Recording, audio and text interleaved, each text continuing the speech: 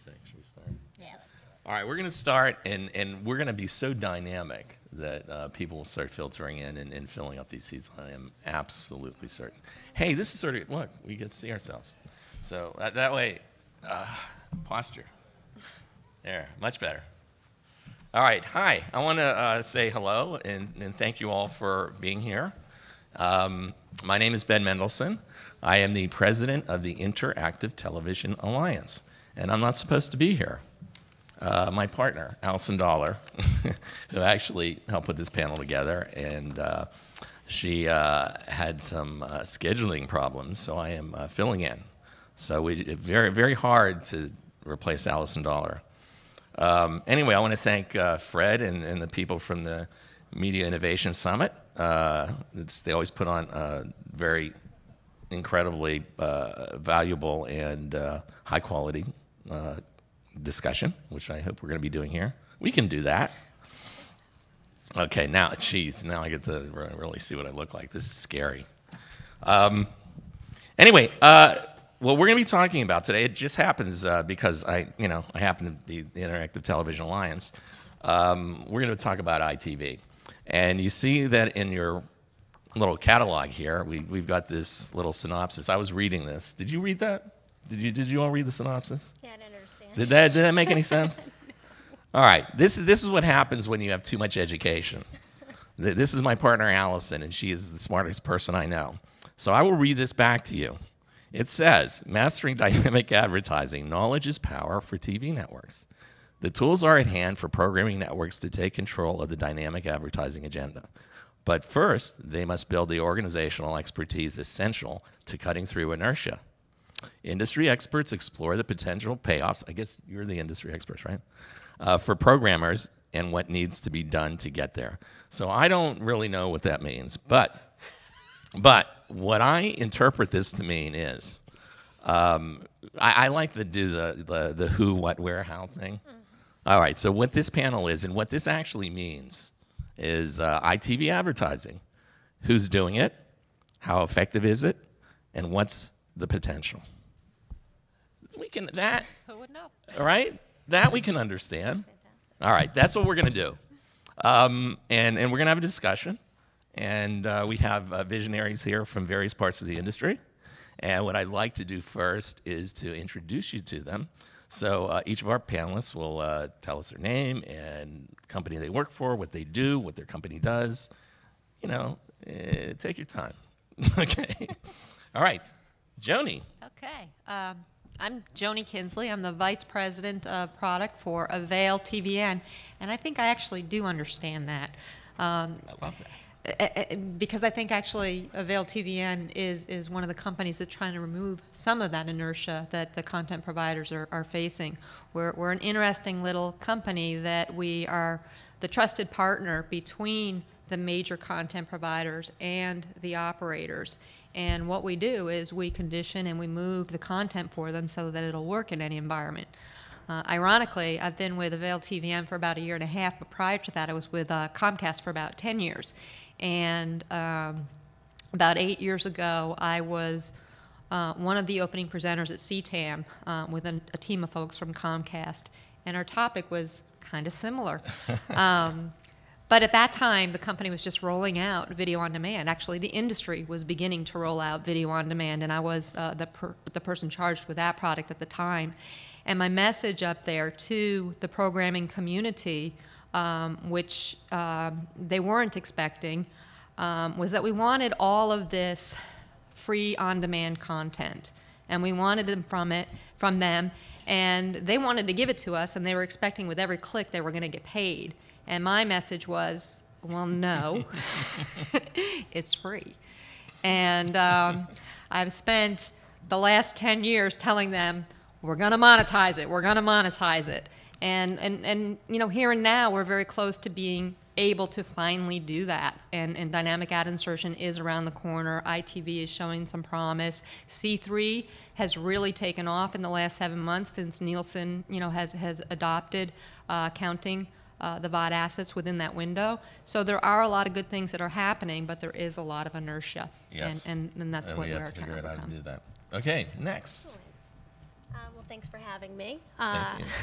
Hi, everyone. My name is Melanie Roderick, and I'm from MediaStorm. We're a small to mid-size independent agency in Connecticut. We just recently opened an office in New York and actually one in LA.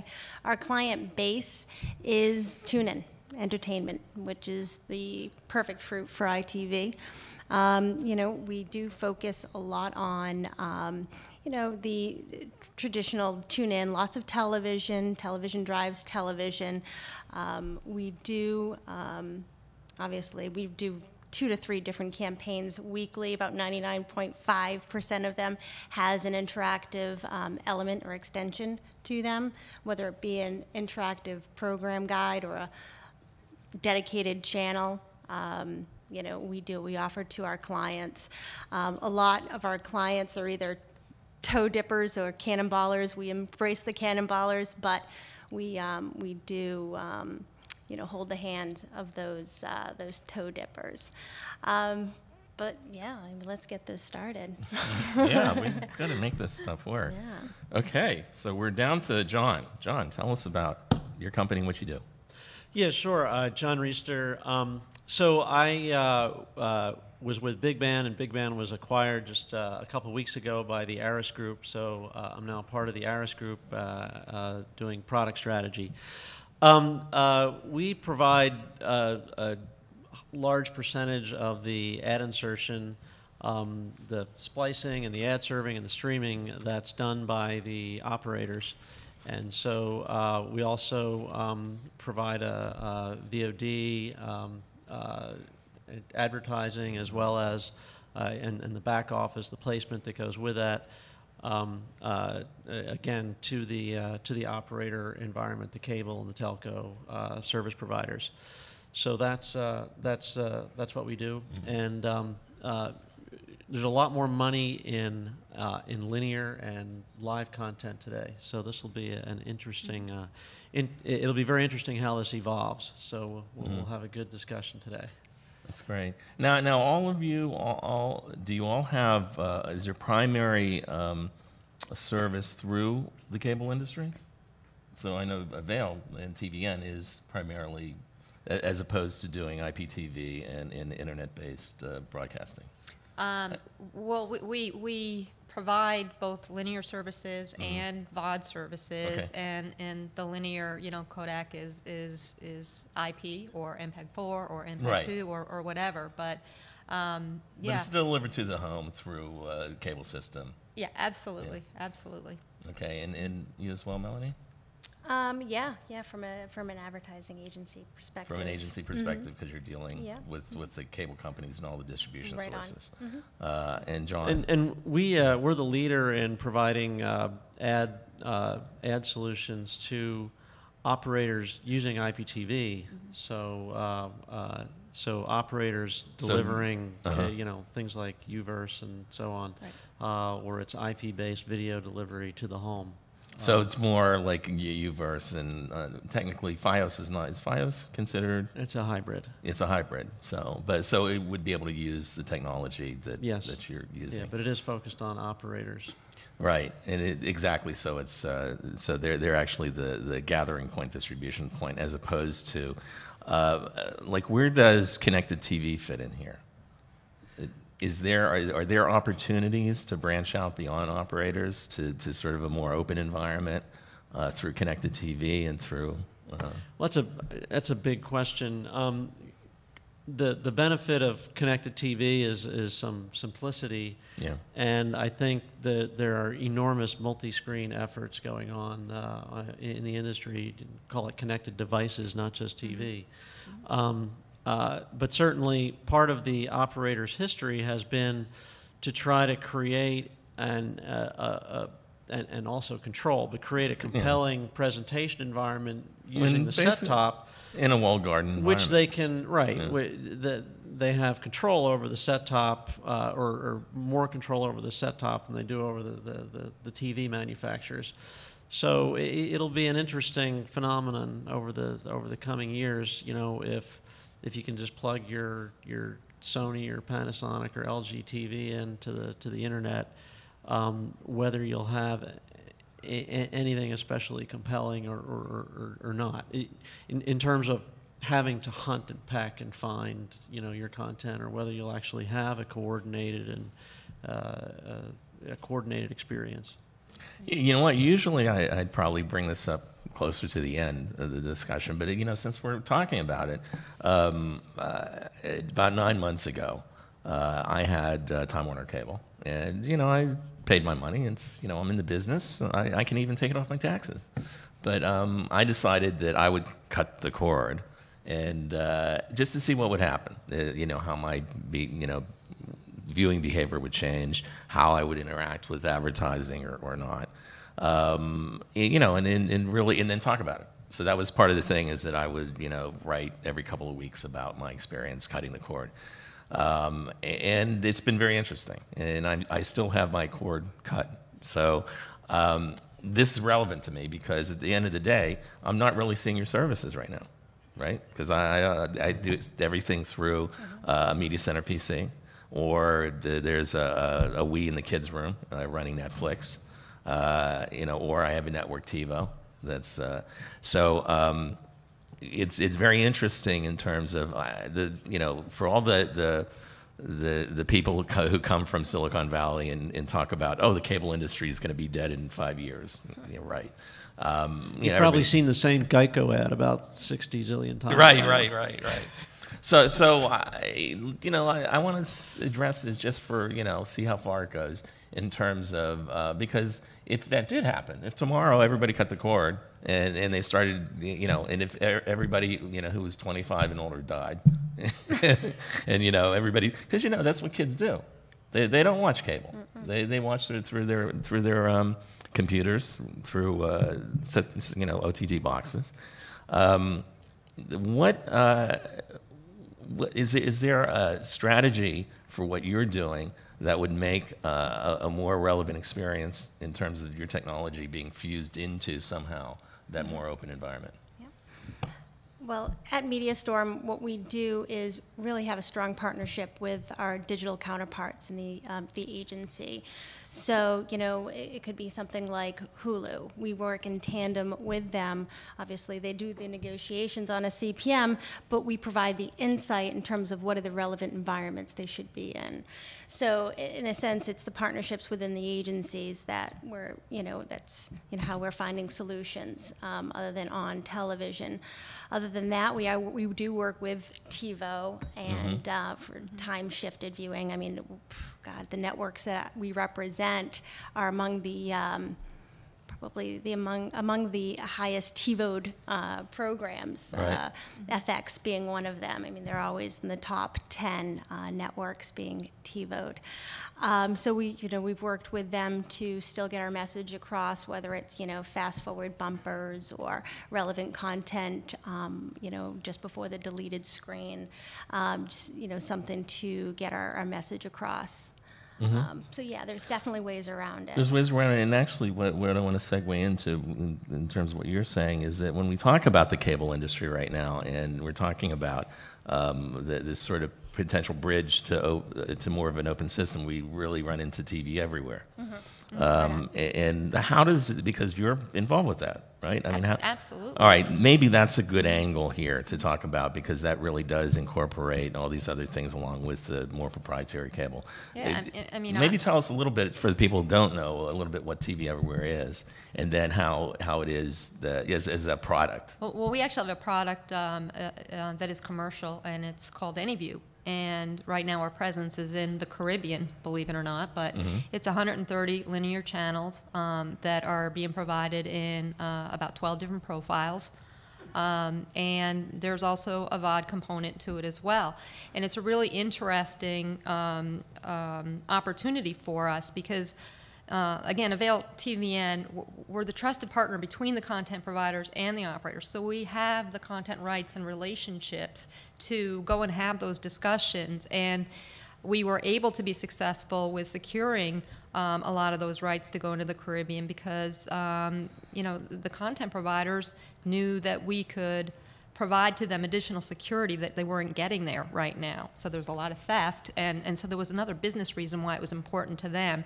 And so we do have that, up and running and commercially, very successful at this point. And we have goals around the world right now, and people knocking on our door, which is really interesting. But domestically, the MSOs here are obviously very aggressively moving in that direction as well, and it was a big part of the discussion that we heard at SCTE a couple of weeks ago.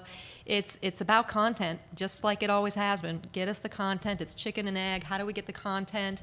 And so they're coming to us and they're asking us, to either augment what their own encoding capabilities would be, or just become a source for us. And it's all about unicasting, but it all does tie again to the rest of the business proposition, which is how do you monetize all of this stuff across devices? The content providers really want to be rewarded for distributing their content, over and over and over again. And they're just not getting the value of those eyeballs. Billions and billions and billions of eyeballs over the last 10 years they've not been able to calculate, and they just keep pushing, more VOD content out.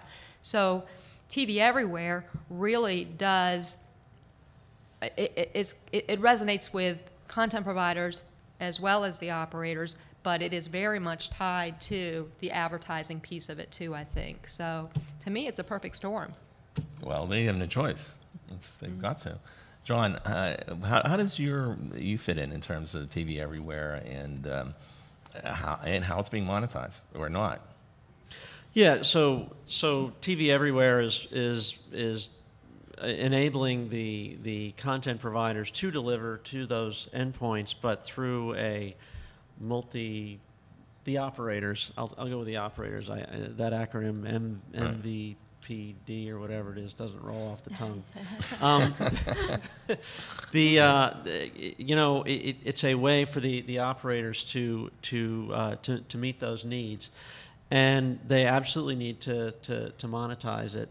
And so a lot of what we're doing, first of all, is making the service feasible in a cost-effective way. I mean, there's an enormous amount of unicasting. And when you start doing all that unicasting over all those backbones, it really crushes the network. One of the lovely little, I guess you'd call it side effects of the way things have worked until now, when you've got Hulu and you're watching, some show or whatever on Hulu and the quality sucks, you don't blame Hulu. You blame, Verizon or AT&T or whoever's providing your internet access, right? And That's right. I doubt Hulu's got a phone number for somebody to call and complain, But if you're now the operator, right, and you're facilitating this, it's that one neck to choke, and so part of what we're doing is trying to make sure that the quality can be managed. A lot of this technology underlying it was built by people who are not friendly to the Apple and Adobe and Microsoft, the Silverlight and.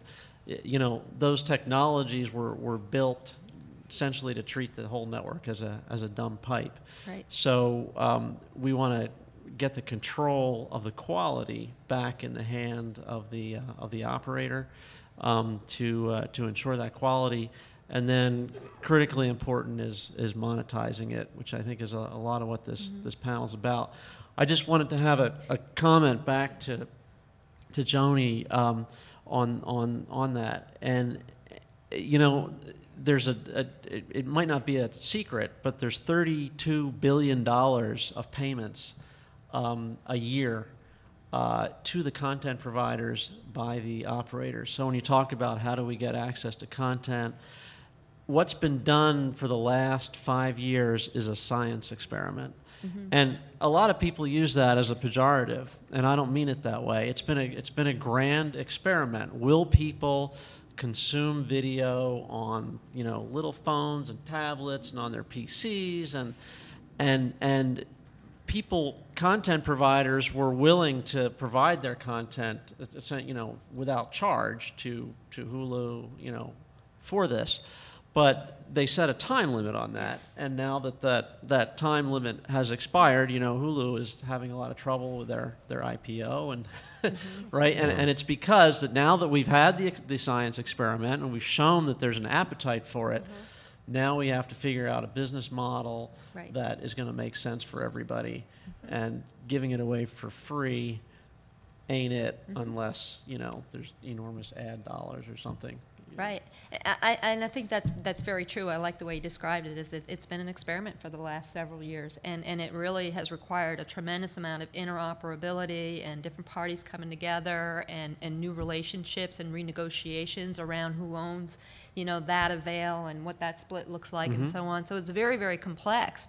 But you also can't minimize that, the MSOs have benefited from some of the over the top to some extent, because they do need a broadband connection, those households. And Comcast reported, I think last quarter, tremendous growth in their high-speed data business. Not as a triple play, but as a single play. They went out and they pushed just the data connection and those subscribers. And so there is benefit. And I have a lot of confidence in the cable industry and their ability to continue to innovate and continue to turn out, new products. And I think it's going to be an interesting ride for the next, couple of years. But it's not gloom and doom for cable. No, I always sort of smile when I hear that those guys don't get it. It's the world. I mean, it's the same people who say that the networks are going to be gone in a couple of years. There's too much infrastructure and there's too much legacy that's not going to happen. But things are going to change.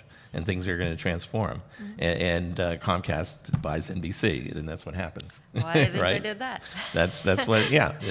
And don't forget, 5 years ago they were going after Disney. After Disney. It's been a commitment for a long, long time because they see those synergies, and they. But it's also they have a lot of money and a lot of control, and they control the mass viewer right now.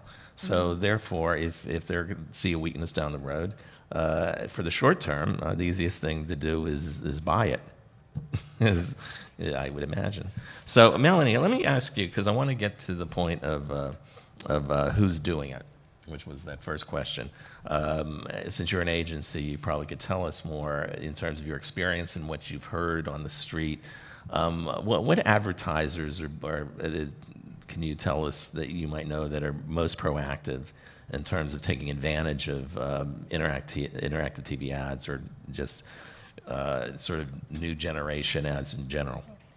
Well, obviously the programmers, the cable networks, they have a lot of content. Content is key here. Makes ads sticky. You can put it up anywhere. Just from a, sorry? I was going to say, I thought you were going to say content is king. I am so glad you didn't say that. I am so glad you didn't say that. Key. Okay. Obviously the programmers, they have a lot of content. They need, obviously it's increasing ratings. That's essentially what they're after. General awareness for their show.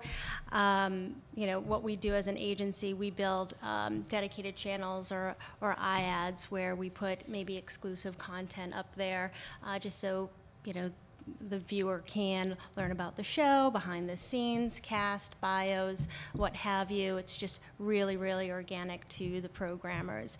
Other than that, there's a lot of packaged goods even, or automotive, a lot of RFIs, a lot of like the DBS platform, they do a lot of RFIs, they do a lot of long-form content, and what have you. But that's you what see I've that been in seeing out there. But programmers, amazing. I mean, well, there was sky's the something in limit. the magazine that we all got about NBC, carrying open TV technology for their dynamic ad insertion. And I know John Dax over at NBC has been talking about this for years, but they're actually starting to show it, and they're getting some benefit from it, and they can leverage this with their advertisers, and that's it. That's the formula that we got to do. Yep. Yeah. So. Yeah. Well, and there was an announcement yesterday from Mendelson, which I don't fully understand it entirely yet, but to me it sounds like a stepping stone towards dynamic ad insertion, where now they're saying they will, be able to count episodic content that is tied to the broadcast view within the C3 window. So as I understand it, for instance, your The Office, you get the live broadcast count, and then within the C3 window, you can count the VOD views at the edge. But now, if you wanted to also tie past episodes of The Office to that 3-day window and insert the same exact advertisements, they will also include that in the total calculation. And that's the press announcement that came out yesterday, which is a little bit clunky because I'm really not sure what kind of adoption rate you're going to see from programmers to take library content and to try to put another static insertion to it, over and over again each week. But I do see, a possibility for that to have real purpose and meaning in a dynamic ad insertion world. But I just kind of applaud that at least now the industry is recognizing that these eyeballs need to start to get counted, and any step is a good step there. And everyone's waiting on Nielsen. So that's actually a huge factor in the industry. I mean, it's sort of ironic. There is so much inertia in this industry because everybody's measured on gross ratings points and the C3 for payment. And when you're doing dynamic, you get actuals, right? Mm-hmm.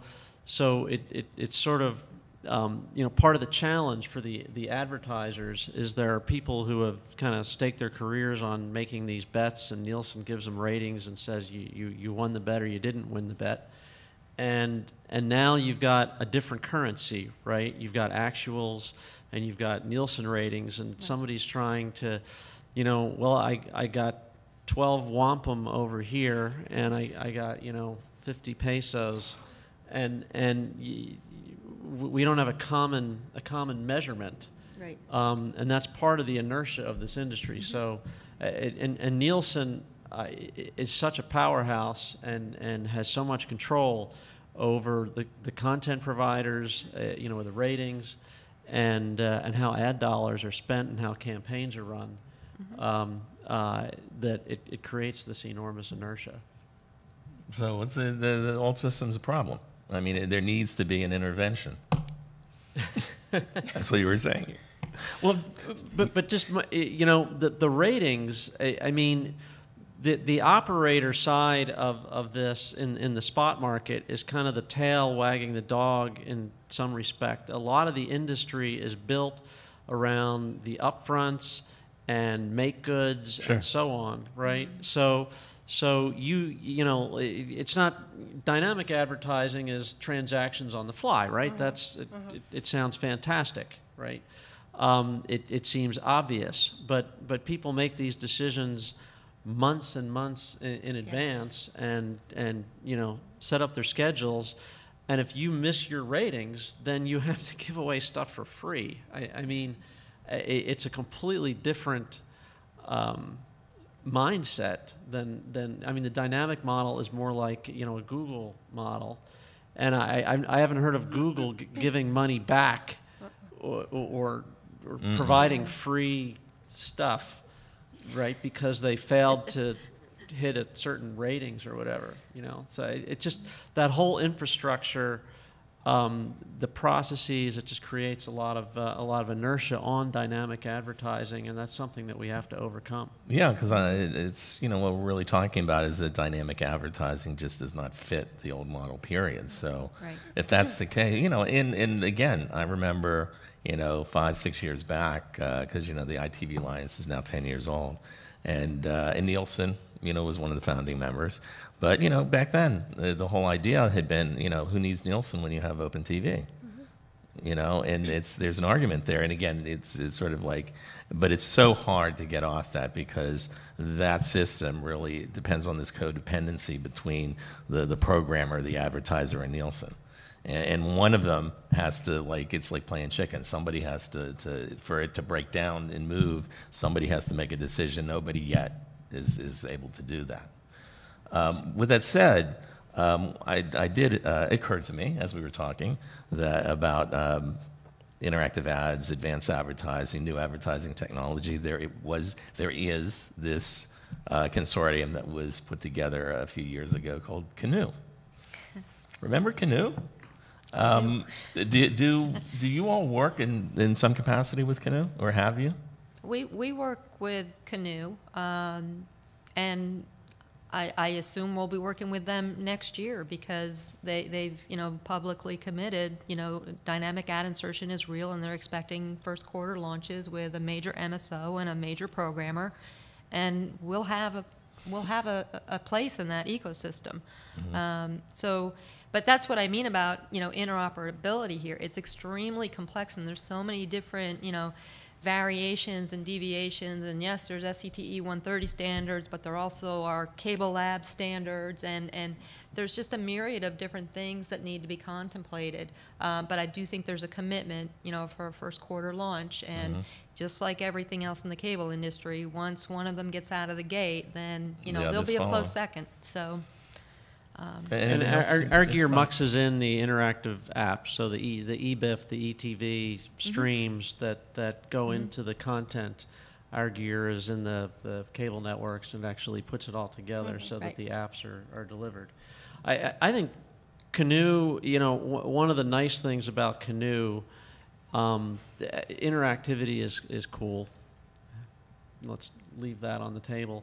But one of the nice things about Canoe is they bring a national footprint, right? And one of the complaints of the advertisers is when you go to do, whether it be targeting or interactivity, if you can do it one way in Jacksonville and it's totally different in Orlando and Mobile and so on, in order to get your audience exposure, you have to contract, 85 times with all the different places.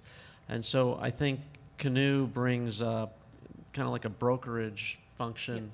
It's like a national interconnect, if you will. If people are familiar with the interconnects and the role they play, that they're like a national interconnect. So I think that's pretty valuable. Well, and I think that's right. So if XYZ programmer has committed to dynamic ad insertion, they don't need to do it one way for Comcast, one way for Time Warner, one way for Bright House, one way.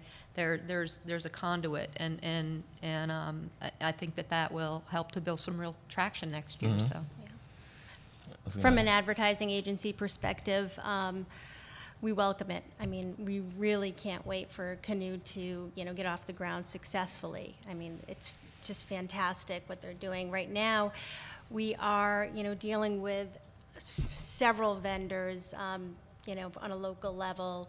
It could be like 5 different MSOs that have the addressability, the interactive capabilities, and all of them have different deliverables. It drives me crazy. And then you throw Dish and DirecTV in there. There's just no norm. So it's going to be incredible when they do bring it all together and do establish that norm. And then there's other, it also occurred to me as we were talking about this, it's been only moderately successful, but Google TV ads, which was supposed to deliver a level of automation to the ad placement portion of it. So not necessarily the interactivity, but in terms of the relationship. And again, this is a situation where you start looking at it and saying, do you really need Nielsen in the middle of that system? Have any of you dealt with Google TV ads, or do you see that as a dead platform, or do you see that Google being able to sort of get their way in some other way? I thought it was interesting that Google, I talked to them recently, and they had started out by, we're going to bring the internet model to TV.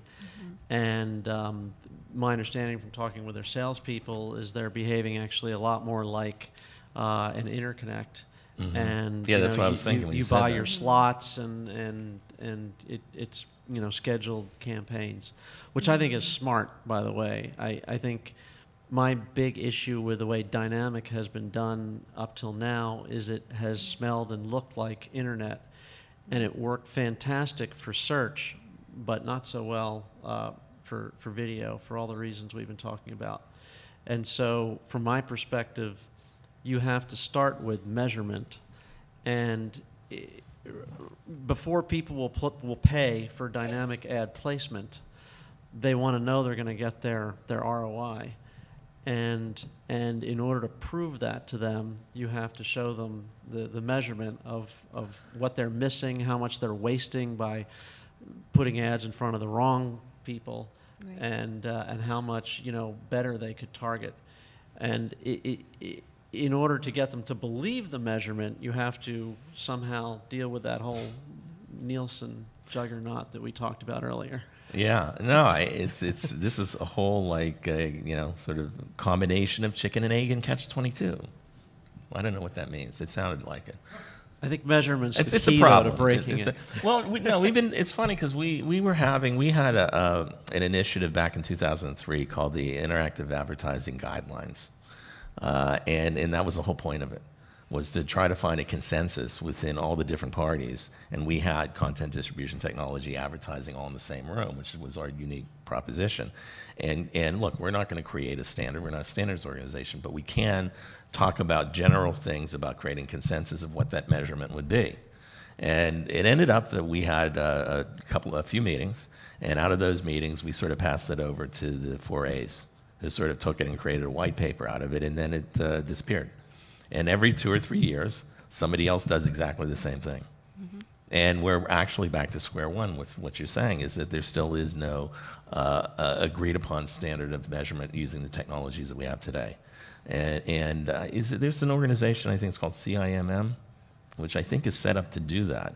Okay. And there was somebody here that reminded me, because last year I had a panel at a different show, where I had a person from that organization, and that's what it's about. The MM stands for media measurement, mm-hmm. and it's basically. Do you know what it is? No, I don't. Okay. Well, I better do some Obviously, homework. there's a lot of I better find out yeah. what that is. But it just goes to your point, because that actually does need to be done, because at the end of the day, you can't get the advertisers interested in it unless they know that the apples are apples, and that's what they want. They would love to give money if they can get that. So we got a couple more minutes. Let's take some questions from the audience. I see a hand up right there. Does she need a microphone? Oh, it's coming. Hold on a second, because we want to. There we go. And can you tell us who you are? Yeah, I'm Laura Martin from Needham & Company. I'm a Wall Street analyst. So, I think the most interesting question here is, on the TV platform, what it does the best is aggregate large audiences. So you're doing all this work with all these gating factors, and don't you end up with a product that's actually already been commoditized by the internet? Fractured audiences deliverable to advertisers with lots of data behind it has been done by the internet for the last 10 years. So you're going to spend all this time doing all this work, be a late arriver, and what do you have no pricing power, because there's a guy there first on the internet that's doing everything you're talking about already, and he's got 50-cent CPMs because there's ad networks. So I don't understand what your competitive advantage is once you arrive using TV to do what the internet does today. Mm. So I'll take that first and let you guys come in after. So TV advertising has a different purpose than internet advertising. With internet advertising, search is what I'm referring to primarily there. That's where the majority of the dollars are. You know who your customer is. They've done a search. They've got keywords. You've sort of identified them. And the purpose of TV advertising is different. TV advertising is, I know I have a target. I'm an advertiser. I make some widgets or whatever, right? I have a target market. I know the characteristics of my audience, of people with a propensity to buy my product. I know those characteristics. And the purpose of what a lot of the video and TV industry has done over the years is to try to enable advertisers to get their messages in front of people with a propensity to buy, right? And so that's why Nielsen rates shows on demographics and so on, so people can try to choose where to put their ad into that context and content that's going to align with their target audience. And so I think what we're talking about is doing that better. It's still a mass market delivery mechanism, but you want to eliminate the waste, meaning you've hit a target market that is, you've hit maybe your target market, but there's 50% of the audience of a show that you've put your ad in is not interested in your product, right? When you choose a show and you get the gross ratings points, right, you want the ratings points specific to your segments, right? And so when you put the ad in, you want to get that particular target, and you don't want all these others. So what we have the ability to do, first of all, with measurement, is to say, yeah, you put your ad on Mythbusters, great. You hit every single person watching Mythbusters in California. But it's not just your target audience that watches Mythbusters. There's also all these people who will never buy your product, right? So first we're going to measure that and show them that. And then we give them the ability to say, I only want to get my ad in front of those people watching Mythbusters who are my target audience, and the people who are not, we're going to take that inventory and sell it to a different advertiser who that is their target audience. So it's different than search on the internet where somebody typed in, my dishwasher's broken, and boom, you see dishwasher ads. It's a different, TV is different, and it's about reaching with your brand, but reaching specifically your target audience. Sort of answer your question? Right. Well, just just to Good question. dovetail on that, I guess what you were kind of getting at, or where you were leaving off, was the emotional connection. I think that the networks do have with their viewer. They do have this data, this proprietary data maybe, that actually identifies who the person is that is watching that particular program. What are the different demographics, the behavioral targeting, if you will. So they know who they're reaching in a sense. So you're basically serving the message to the right person at the right time. It's almost as if, they're taking a page from the internet model. I mean, that's the way things are going, and people are responding, to, online advertising. The programmers want their viewers to interact pretty much the same way. I don't want to say anything. I'm trying to think of context something. is critical. I agree. Context is critical. Context and then there's is critical. advertisers who, nobody goes online and searches for, Oreos with the orange stuffing inside. But Nabisco, I'm sure sometime in probably August said, wow, October 15th, I want to get my ads in front of these, families with children, whatever. Right. I'm sure they've got some segmentation data, and they can then go and look at audience data and so on, and try to align that, and then they plan on it, they schedule it, they plan it in advance. So Yeah, I think it becomes an efficient way to deliver the right message to more than, it's not just a one-on-one, I'm going to match this search engine, search up with this particular ad. It's a more efficient way of reaching households that, have cats versus, households that have dogs. And once that advertising is relevant to that household, then I think it ties very nicely to interactive TV, where you're going to have them, potentially click through and get a coupon or a program, or a coupon or a sample or something like that. But it's a way of reaching groups of people with likes, similar likes. Mm-hmm. There we go. Any other questions? Gentleman over here. Hold on a sec. We'll get you a microphone. There we go. Thanks. My name's Josh Wine. I'm a reporter with Communications Daily. And just to kind of keep following with this line of discussion, isn't part of the point of TV advertising to show dog owners what they're missing out on by not owning a cat? I mean, a lot of, if you're foreclosing a demographic, isn't that sort of limiting to the idea of advertising? And, if cat product vendors aren't, growing the market for cat owners, then they're sort of losing out in a way. And doesn't sort of TV advertising try to get to that problem in a way?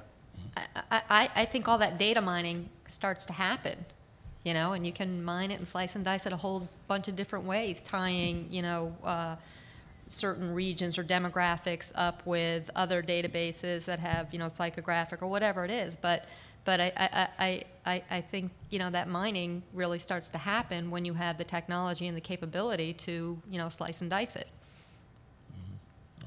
Okay. You know what? We are 5 minutes over, so I think we got it. If you have any other questions and want to come meet the panelists, I want to thank the panelists and thank all the people here at Media Innovation Summits. Thank you. Thank you, Ben. Good panel. There.